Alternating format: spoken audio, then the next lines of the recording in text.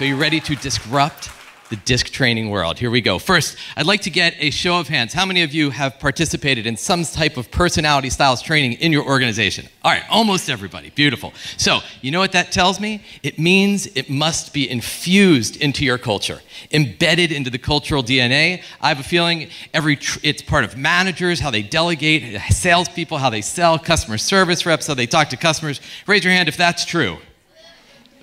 Wait a second here. I'm not seeing a lot of hands here. This is the problem, isn't it? We're taking people, we're teaching them about personality styles, but it's just not sticking. So we need to change the way we think about how we teach people about ourselves and how we teach people about the people in their world.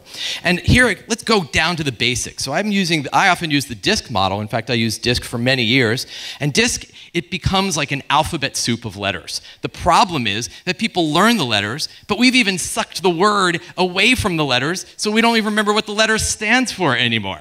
And so the challenge is we've got all these letters, we have to memorize them, and they're just not becoming a part of how we communicate and how we work with others. So what I'd like to do with us today is reinvent how we teach people about themselves and how we can incorporate that in the culture in which we live in. So I'm going to get rid of the letters. Let's just get them and toss them aside here. We're going to swap them out for some very interesting characters, and I've got these 4 bird types that I'm going to talk to you about. So the first one is I want to get from you, when you think of an eagle, first word you think of, what do you think? Results, leadership, direct, confident, right? Notice, right, we're from Philly, so we like the Eagles here. But here's the thing, right?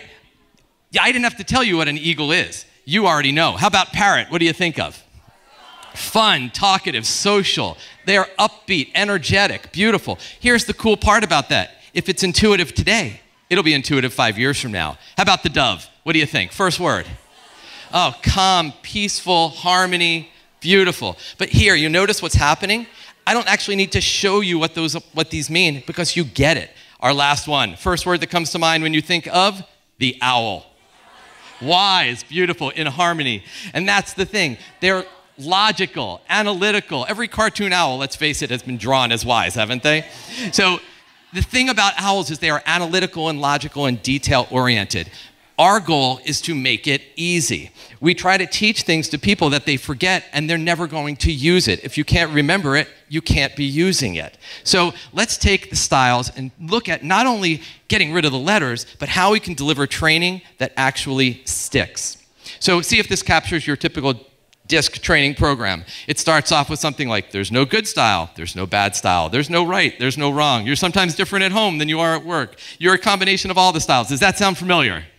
Yes, but the problem is, what we do is we then teach the styles, and it's like taking out an empty folder out of our brain, filling it with DISC wisdom, and then filing it back. Sounds good, right?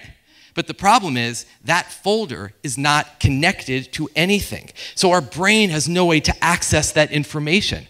There's no possibility that we're going to say, oh, wait a minute, I'm communicating to someone here. I should think about what their style is, because that folder never gets opened.